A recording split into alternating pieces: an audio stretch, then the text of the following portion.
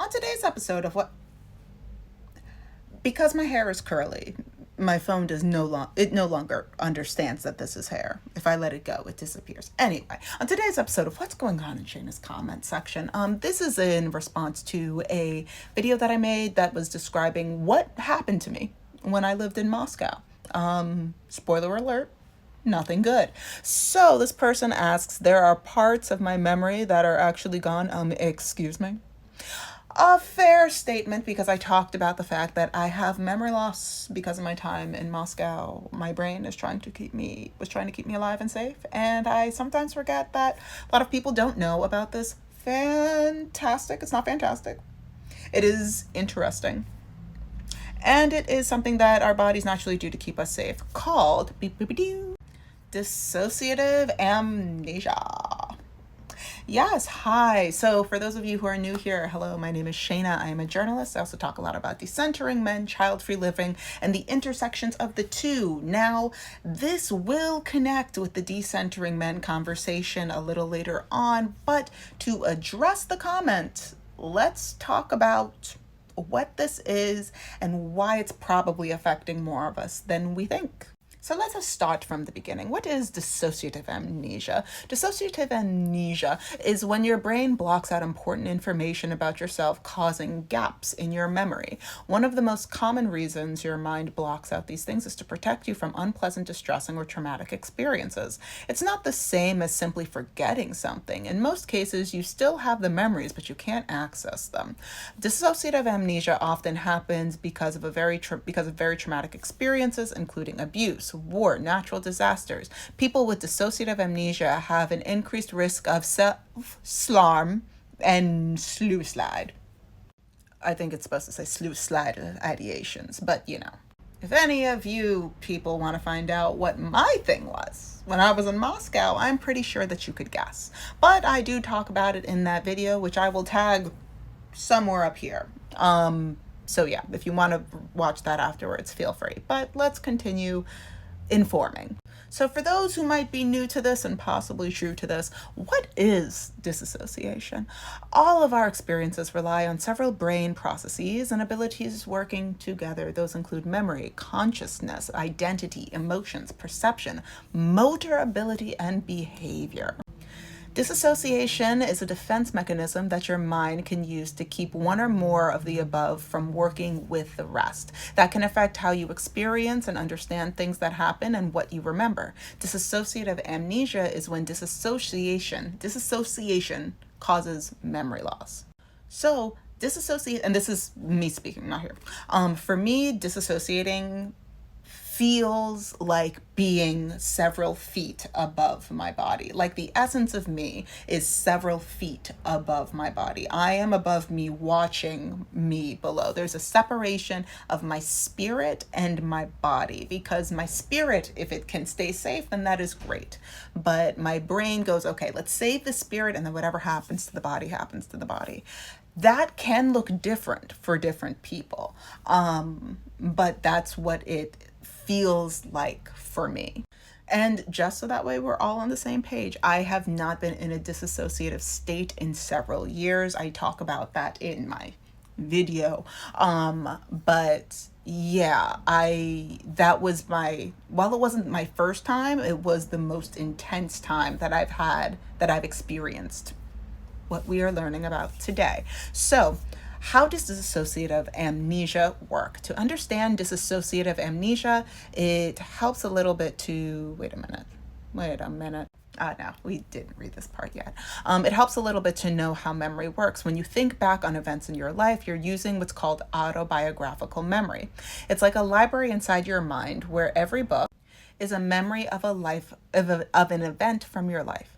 To create the memories that fill that library, your brain goes through a step-by-step process. 1, encoding. This is where your brain forms the memory. It's like your brain writing and publishing a book for your library. 2, storage. This is how your brain stores the memory. Your brain files the book away in your library. Your brain also tags the memory so that way you can return to it and find it if needed. And then there is retrieval. This is where you go back into your library, open the book, and access details of the memory to recall what happened. That's all cool and great. That's how it's supposed to work. But then we get into the types of dissociative amnesia and what that looks like. Now, there are two main ways that this can work. One is retrograde. Venus retrograde, Mercury retrograde, pew, pew, pew, pew. So sorry, staying focused. Retrograde. This is when dissociative amnesia affects finding old memories. It's like a glitch or error that keeps you from accessing or checking out a specific memory. And then there's anterograde, which I am assuming I'm pronouncing correctly. This is when dissociative amnesia blocks the formation or storage of new memories. It's like a gap in the recording or your brain misplacing the book after creating it. This form is less common than retrograde dissociative amnesia. So in my personal experience, I have experienced both. There is one time in particular that I know I experienced anterograde.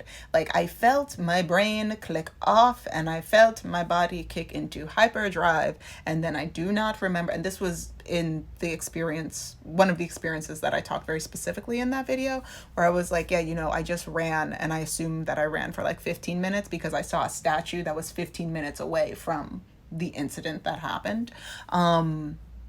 I genuinely don't remember. I think my brain turned off all, like it said everybody, if we're thinking of like all the little SpongeBobs in the brain when they were like looking for his name outside of Breathing and Fine Dining, everybody, the office was closed.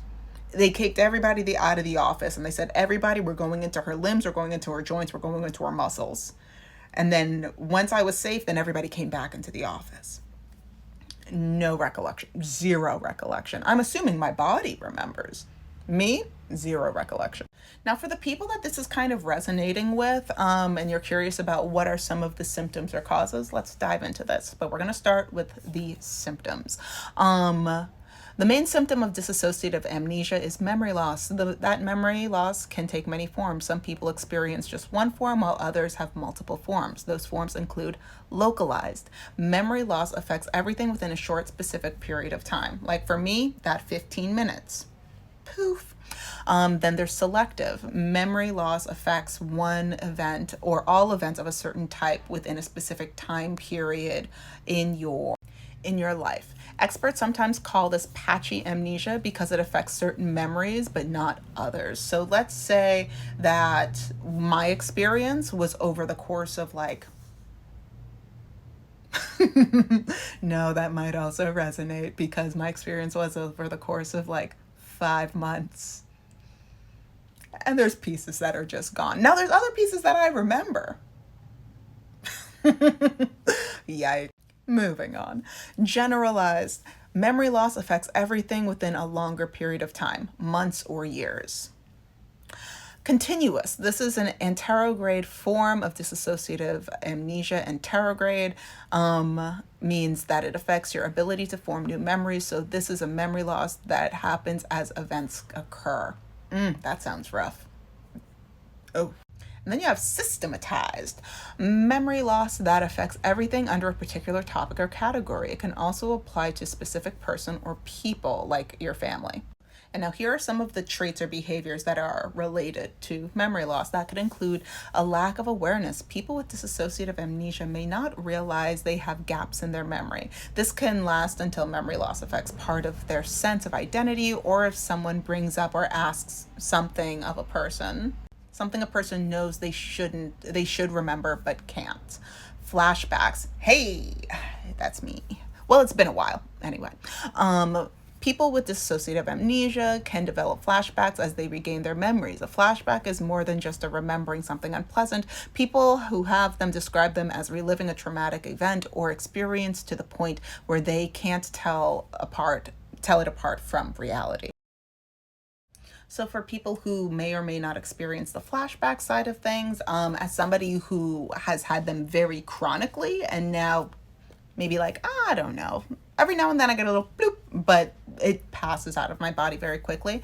If you work through it, they will subside. I can talk a little bit more about my healing process and what that looked like in another video if anybody is curious. But let us continue. Confusion and disorientation. People with dissociative amnesia, especially the generalized form, may seem unaware or like they are having trouble understanding what's going on around them. In very severe cases, people may not seem or be aware of their own identity. Next, relationship and trust issues. People with dissociative amnesia often have trouble forming friendships or romantic attachments. Not to say all, but some. But also, like, keep your head on a swivel, people, especially ladies in films. We talk about that ad nauseum on here. We're continuing on. Travel or wandering, dissociative fugue. When someone wanders or travels during a period when they can't remember, it's known as a dissociative fugue. This is rare, and the memory loss usually only affects brief periods. Now, have I done this? Once. Oh my God, I'm so happy I have wonderful friends. So I was in a fugue. This was shortly after my return to Moscow. I was back on around the Harvard area because grad school, and I guess I entered a fugue. I remember looking at a stoplight and it just kept changing colors.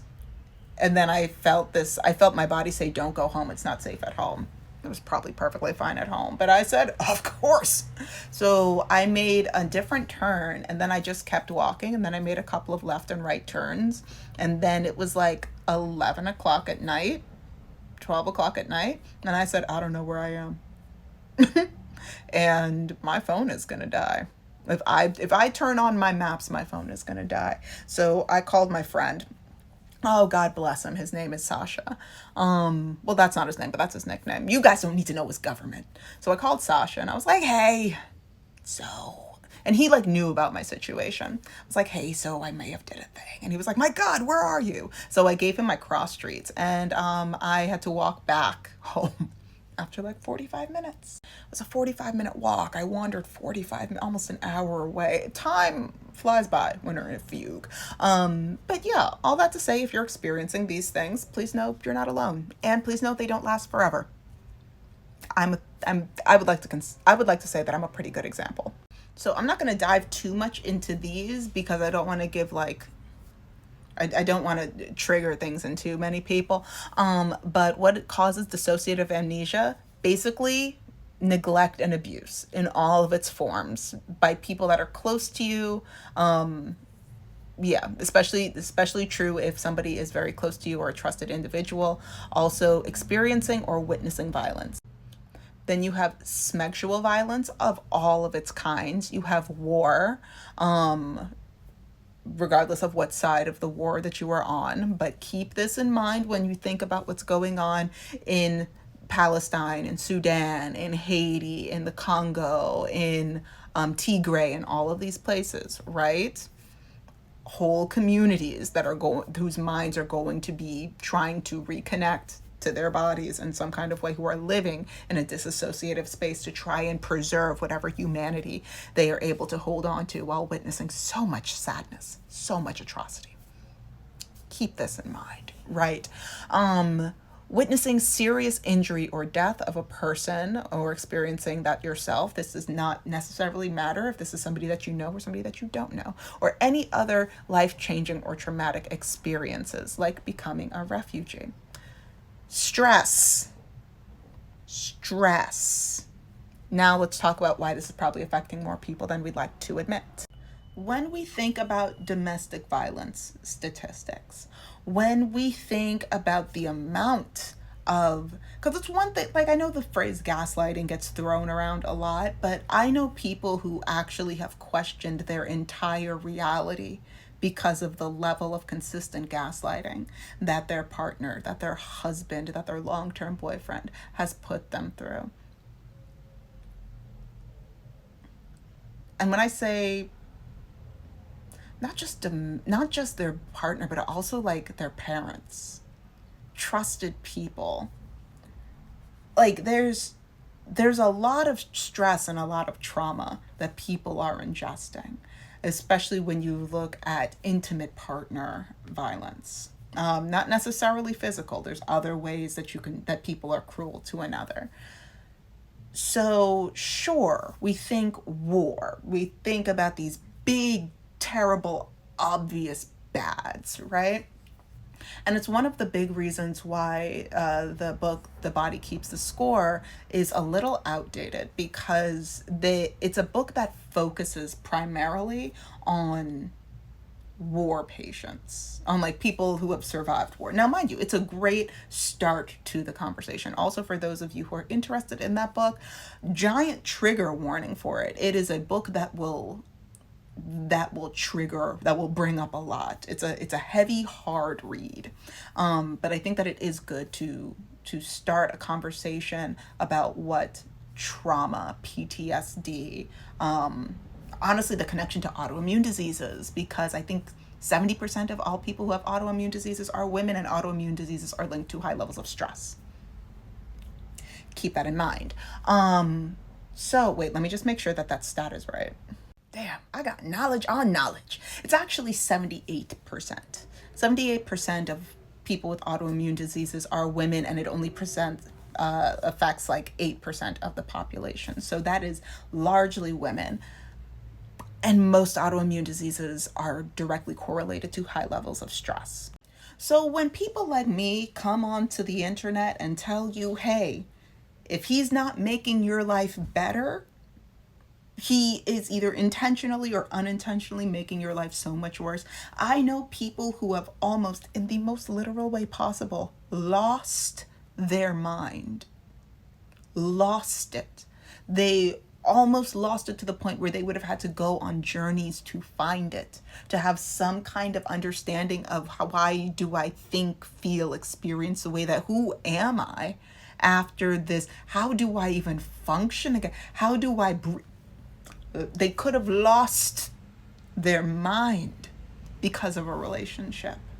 You could lose your memory because of a traumatic relationship.